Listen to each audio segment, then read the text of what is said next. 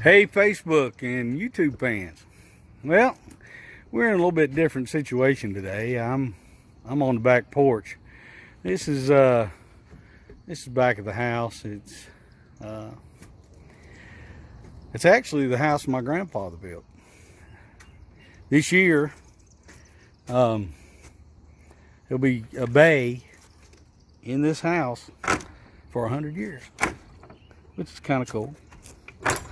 Kind of cool. But I got you a story. It's crazy. It really is. I'm going to kind of show you the landscape of everything. What happened is they pulled somebody over a street over. It's Johnson Street. It's where the middle school is. But this guy, when they went up to the car, he bolted. He took off. And he ran all the way up to these woods back here. And we'll show you down the end of the street. Those woods back that way. And he started running down the street. And this is Frederick Court.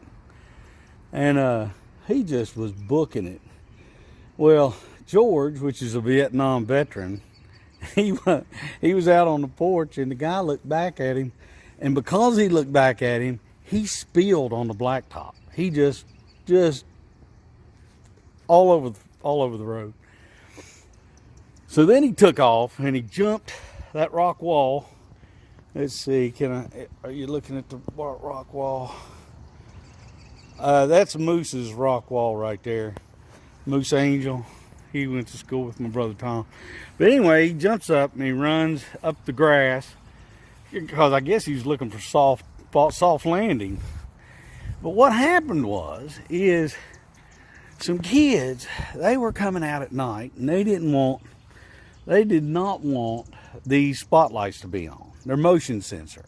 Here, I'm going to show them to you. There's the motion sensors. It's a little off focus there a little bit. But anyway, so the lights were off. So he's booking it as hard as he could go. And I have a grapevine right here in the back of the yard. Let me go ahead and show you that. There's the grapevine. There's the grapevine.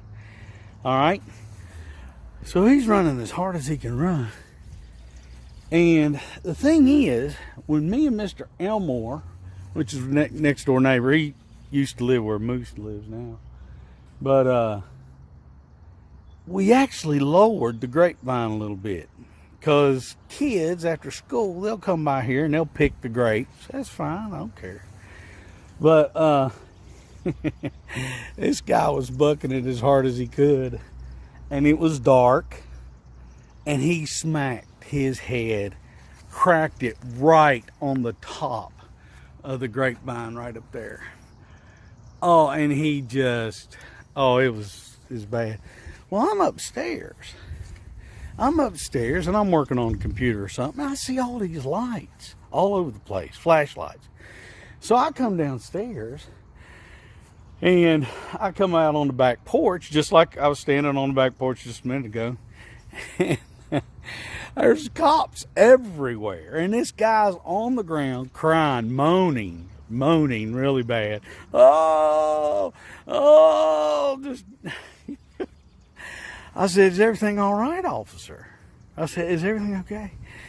He said, "Yes, sir. We had a fella here. He's trying to escape, and we caught him." And I said, "Okay."